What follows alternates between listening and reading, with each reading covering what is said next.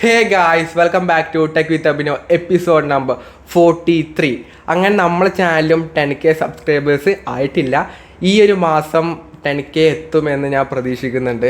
അപ്പോൾ വീഡിയോ ഇഷ്ടപ്പെടുവാണെങ്കിൽ do subscribe and support കേട്ടോ. ഈ ഒരു മാസം എത്തുമെന്ന് പ്രതീക്ഷിക്കുന്നുണ്ട്. സപ്പോർട്ട് ചെയ്ത് കഴിഞ്ഞാൽ നമ്മൾ പെട്ടെന്ന് എത്തും, സബ്സ്ക്രൈബ് ചെയ്ത് കഴിഞ്ഞാൽ നമ്മൾ പെട്ടെന്ന് എത്തും. അതുകൊണ്ട് ഇഷ്ടപ്പെടുവാണെങ്കിൽ മാത്രം ഒന്ന് സബ്സ്ക്രൈബ് ചെയ്ത് സപ്പോർട്ട് ചെയ്യാം കേട്ടോ. അങ്ങനെ ഇപ്പോൾ ഓൾറെഡി ഒരുപാട് ബ്രാൻഡ് ഉണ്ട്. പുതിയൊരു സ്മാർട്ട് ഫോൺ ബ്രാൻഡ്, പുതിയതല്ല, പണ്ട് പോയവർ തിരിച്ച് വീണ്ടും വരുത്തായി. മൈക്രോമാക്സ് അല്ല കേട്ടോ. മൈക്രോമാക്സ് വന്നതും പോകുന്നതും ഒരേപോലെ ആയിരുന്നു. മെയിൻ റീസൺ എന്ന് പറഞ്ഞാൽ അവർ സർവീസും അവർക്ക് അതാണ് മെയിൻ ഇഷ്യൂ ആയിട്ട് ഉണ്ടായത്. ഒരു കംപ്ലയിൻറ്റ് വന്നു കഴിഞ്ഞാൽ ശരിയാക്കി കഴിഞ്ഞാൽ ഒരു സാധനം മാറ്റാൻ സാധനം കിട്ടുന്നില്ല. അതായിരുന്നു മെയിൻ റീസൺ ആയിട്ട് ഉണ്ടായത്. അതിപ്പോൾ ഇപ്പം മൈക്രോമാക്സ് കാണാനേ ഇല്ല. വരുന്ന സമയത്ത് അതിൻ്റെ CEO ഒക്കെ പറഞ്ഞത് എൻ്റെ മോനെ തള്ളി അങ്ങ് മറിച്ച് നമുക്ക് വിചാരിച്ച് പോയി. ബാക്കിയുള്ള ആ ഒരു സമയത്ത് എന്തോ ചൈനീസ് ബ്രാൻഡൊക്കെ ആയിട്ട് ഒരു ഇതുണ്ടായിരുന്നു. അപ്പോൾ അതുകൊണ്ട് ഇന്ത്യൻ ബ്രാൻഡാണ്, അതാണ് ഇതാണ് കോപ്പ എന്നൊക്കെ പറഞ്ഞിട്ട് വന്നിട്ട് ഇത് ഇറക്കൽ ഭയങ്കരധികം നല്ല സ്പെസിഫിക്കേഷൻസ് ഒക്കെ ആയിരുന്നു കേട്ടോ അന്ന് ഫോൺ ഇറങ്ങിയത്. പിന്നെ ഒന്നും ഉണ്ടായില്ല. പിന്നെ എന്താ സംഭവിച്ചാൽ ആർക്കും അറിയത്തില്ല. ഇപ്പം ആ ഫോൺസ് കാണാൻ പോലും ഇല്ല. അപ്പം അങ്ങനെയായിരുന്നു അവർ വന്നത്. ഇതല്ല, ഇത് എയ്സർ എന്ന ബ്രാൻഡിൻ്റെ ഫോണാണ് വരുന്നത്. ഇവർ ലാസ്റ്റായിട്ട് ഇന്ത്യയിൽ ഫോൺ ഇറക്കി 2016 പറയുന്നത്. 2016 ലാസ്റ്റ് ഇറക്കി. പിന്നെ ഇപ്പോൾ ഒരു 10 വർഷത്തിൻ്റെ അടുത്തായി ഫോൺ ഇറക്കാതെ. ഡിസ്കണ്ടിന്യൂ ചെയ്ത് പോയി. ഫസ്റ്റ് ഫോൺ ഇറക്കിയത് ഇവർ 2005 2006 ഒക്കെ ആയിരുന്നു ഫസ്റ്റ് ഫോൺ ഇറക്കി. 2016 വരെ ഫോൺ സെയിൽ ചെയ്തു. വലിയ തരംഗമൊന്നും ഉണ്ടായിട്ട, സാധാരണ രീതിയിൽ ഇങ്ങനെ വിറ്റഴിച്ച് പോയിന്നല്ലോ, വലിയ സംഭവമായിട്ടൊന്നും ഉണ്ടായിട്ട. അപ്പോൾ ഇപ്പം ഈ വരുന്ന ഏപ്രിൽ 25 അവർ പുതിയ ഫോണായിട്ട് വരുന്നുണ്ട്. ആമസോണിൽ അതിൻ്റെ ടീസർ പേജൊക്കെ വന്നിട്ടുണ്ട്. ഒരു സർക്കിൾ ക്യാമറ മൊഡ്യൂളൊക്കെയാണ് അതിൽ കാണുന്നത്. അപ്പോൾ എയ്സർ എന്ന ബ്രാൻഡ് പറയേണ്ട ഒരു ആവശ്യമില്ല. എൻ്റെ ഒരു ഓർമ്മയിൽ എയ്സർ എന്ന ബ്രാൻഡ് ഞാൻ സ്കൂൾ തൊട്ടേ കാണാൻ തുടങ്ങി. കാരണം സ്കൂളിലുള്ള കമ്പ്യൂട്ടേഴ്സും ലാപ്ടോപ്പ് എല്ലാം എയ്സറിൻ്റെ ആയിരുന്നു. എസ്പെഷ്യലി എല്ലാ മോണിറ്ററും എയ്സർ ആയിരുന്നു. CPU ചിലപ്പം HP-യുടെ ഒക്കെ CPU ആയിരുന്നു പണ്ട് ഉണ്ടായത്. പക്ഷേ മോണിറ്റേഴ്സ് എയ്സർ തന്നെയായിരുന്നു പണ്ട് തൊട്ടേ ഉണ്ടായത്. അപ്പോൾ അങ്ങനെ ഒരു ഇതുണ്ട്. കാരണം എല്ലാവർക്കും എയ്സർ എന്ന ബ്രാൻഡ് അറിയാം. ഇപ്പോൾ ആണെങ്കിലും സ്മാർട്ട് TV ഉണ്ട്, ഇപ്പം കോമൺ ആയിട്ട് ലാപ്ടോപ്പ് എല്ലാം ഉണ്ട്. എയ്സർ എന്ന ബ്രാൻഡ് അങ്ങനെ പരിചയപ്പെടേണ്ട ആവശ്യമില്ല. അപ്പോൾ അവരുടെ പുതിയൊരു ഫോണായിട്ട് ഈ വരുന്ന ഏപ്രിൽ 25 എയ്സറിൻ്റെ ഫോണും കൂടെ ഇറങ്ങുന്നുണ്ട്. അല്ലെങ്കിൽ ഒരുപാട് ഫോണായിട്ട് ഇവിടെ ഏതെടുക്കണം എന്നുള്ള കൺഫ്യൂഷൻ ആയിരിക്കും എല്ലാവർക്കും ഉണ്ടാകുന്നത്. അപ്പം വീണ്ടും പുതിയ ബ്രാൻഡിൻ്റെ ഫോൺസ് വരുന്നുണ്ട്. പിന്നെ CMF ഫോൺ 2യുടെ ടീസർ ഫ്ലിപ്കാർട്ടിൽ വന്നിട്ടുണ്ട്. ഒരു കമ്മിങ് സൂൺ പോസ്റ്ററാണ്.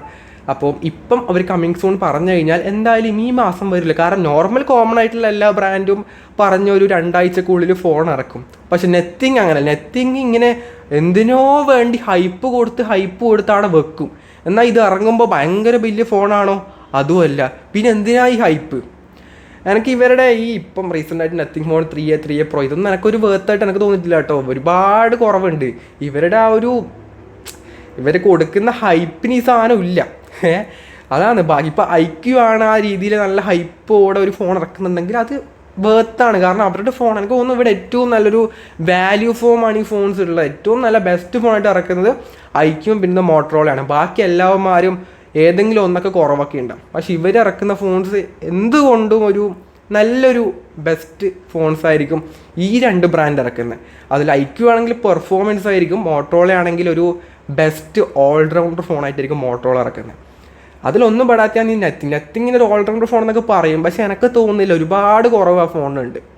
നിങ്ങളുടെ ഒപ്പീനിയൻ എന്തായാലും കമൻറ്റ് ചെയ്യാം കേട്ടോ. പോക്കോയുടെ C71 എന്ന ഒരു ബഡ്ജറ്റ് എൻട്രി ലെവൽ ഫോൺ ഇറങ്ങിയിട്ടുണ്ട്. 6500 രൂപ മാത്രമേ ഈ ഒരു ഫോണിൻ്റെ പ്രൈസ് വരുന്നുള്ളൂ.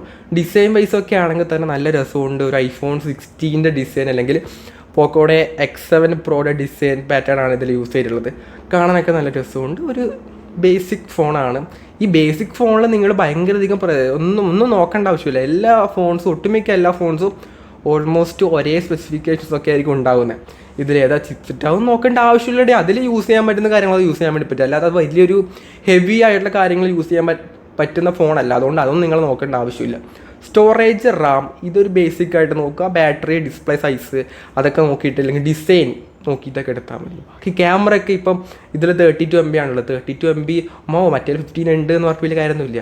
എല്ലാത്തിലും ഒരു ഡീസൻറ്റ് ക്യാമറ മാത്രമേ കിട്ടുള്ളൂ, വലിയ സംഭവമൊന്നും ഉണ്ടാവാൻ വേണ്ടി പോകുന്നില്ല. അതുകൊണ്ട് ഏതെടുത്താലും കുഴപ്പമില്ല. ഇത് നല്ലൊരു ഫോണാണ്. 6500 രൂപക്ക് നല്ല ഡിസൈനൊക്കെ വരുന്ന നല്ലൊരു ഫോൺ, അത്രയേ ഉള്ളൂ. വേറെ ഒന്നും ഇതിനെക്കുറിച്ച് പറയാനില്ല. പിന്നെ ലാവയുടെ പുതിയൊരു ഫോൺ കൂടെ ഇറങ്ങിയിട്ടുണ്ട്. ലാവയുടെ ബോൾട്ട് 5G എന്ന മോഡലാണ്. ഒരു 10,500 രൂപയാണ് ഇതിൻ്റെ ഓഫർ പ്രൈസ് ആയിട്ട് വരുന്നത്. ആമസോണിലാണ് ഈ ഒരു ഫോൺ കിട്ടുന്നത്. ഇതിൽ ഡിമെൻസിറ്റി 6300 ചിപ്സെറ്റാണ് വരുന്നത്. ഒരു ഫുൾ HD ആയിട്ടുള്ള AMOLED ഡിസ്പ്ലേ വരുന്നുണ്ട്. അത്യാവശ്യം സ്പെസിഫിക്കേഷൻസ് വൈസ് നല്ലതാണ്. ഇതിൻ്റെ UI ഒക്കെയാണ് ഭയങ്കര അധികം ബോറായിട്ടുള്ളത്. ബാക്കിയൊക്കെ ഓക്കെയാണ്. UI ആണ് ബേസിക്കലി ഭയങ്കരമായിട്ട് മോശമായിട്ടുള്ളത്. ബാക്കിയൊന്നും അങ്ങനെ പറയാനില്ല. നിങ്ങൾ ലാവ ഫോൺസൊക്കെ നോക്കുന്നുണ്ടെങ്കിൽ കമൻറ്റ് ചെയ്യാം കേട്ടോ. വാങ്ങാൻ വേണ്ടി ഉദ്ദേശിക്കുന്നുണ്ടെങ്കിൽ എന്തായാലും കമൻറ്റ് ബില്ലോ. പിന്നെ സാംസങ്ങിൻ്റെ S25 എഡ്ജ് ഈ മാസം വരും പറഞ്ഞ് തുടങ്ങിയിട്ട് കുറേ നാളായിടെ. ഈ ഫോൺ ഈ മാസം വരത്തില്ല, അടുത്ത മാസമായിരിക്കും വരുന്നത്. കുറച്ചധികം പ്രശ്നമൊക്കെ ഉണ്ടായതുകൊണ്ട്, കുറച്ച് ഇഷ്യൂസൊക്കെ ഉണ്ടായതുകൊണ്ട് സാംസങ്ങിൻ്റെ ആയിട്ട് നമുക്ക് എന്താണെന്ന് അറിയത്തില്ല. അപ്പം അതുകൊണ്ട് ഈ മാസം ഫോൺ ഇറക്കുന്നില്ല, അടുത്ത മാസമാണ് എഡ്ജ് ഫോൺ ഇറങ്ങുന്നത്. ഒന്നാമത്തെ കാര്യം പുതിയൊരു മോഡലാണ്, അതുകൊണ്ട് ഭയങ്കര അധികം വെയിറ്റ് ചെയ്യുന്നത് ഇത് എങ്ങനെയായിരിക്കും എന്തായിരിക്കും എന്നൊക്കെ അറിയാൻ വേണ്ടി.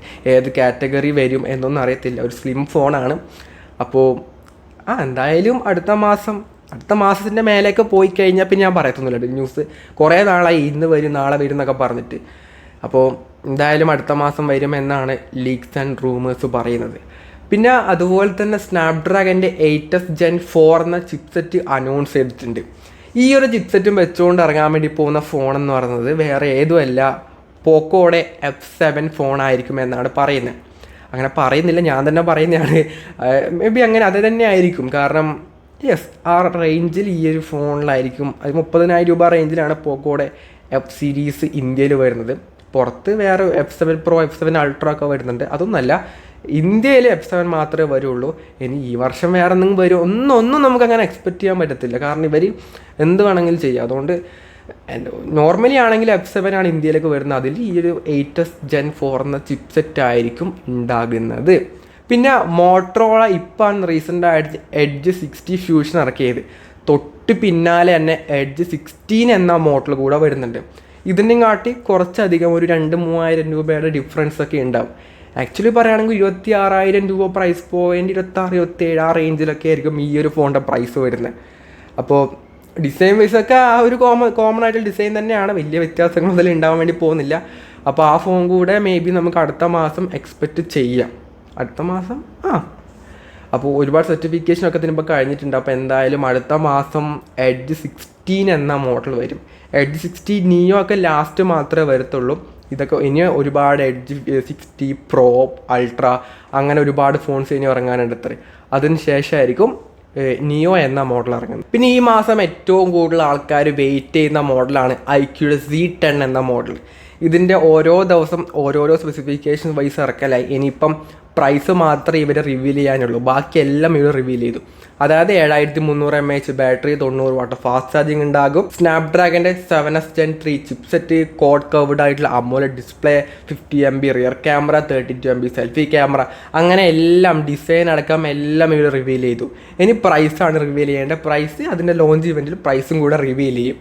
ഈ വരുന്ന ഏപ്രിൽ 11-ാം തീയതിയാണ് ഈ ഒരു ഫോൺ ലോഞ്ച് ചെയ്യുന്നത്. അന്ന് അറിയാൻ വേണ്ടി പറ്റും ഇതെങ്ങനെയുണ്ട്, ഏത് പ്രൈസ് പോയിൻ്റാണ്.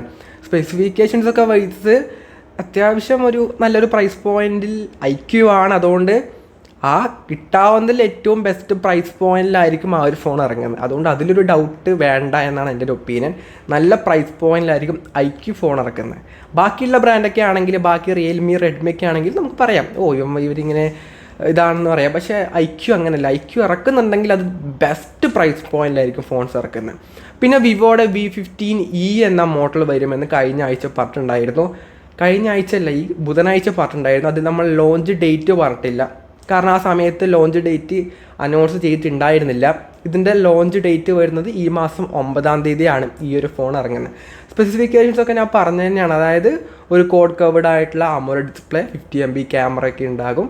വേറെ ബിൽഡായിട്ടൊന്നുമില്ല. ബാക്കിയെല്ലാം കോമൺ ആണ്. ഓഫ്ലൈൻ സീരീസ് ഫോണാണ്. അപ്പം വേറെ വലിയ സംഭവമായിട്ടൊന്നും ഉണ്ടാവാൻ വേണ്ടി പോകുന്നില്ല. വിവോ ആണ്. അതുകൊണ്ട് അതൊന്നും നോക്കേണ്ട ആവശ്യമില്ല. ഒരു ബേസിക് ഡിസൈനൊക്കെ സെയിം ആണ്, വേറെ വ്യത്യാസമില്ല. പിന്നെ സാംസങ്ങിൻ്റെ C Flip FE എന്ന മോഡൽ വരുന്നുണ്ട്. ഒരുപാട് നാളായിട്ട് പറയുന്നതാണ്, ഈ അടുത്ത് തന്നെ അത് വരാൻ ചാൻസ് ഉണ്ട്.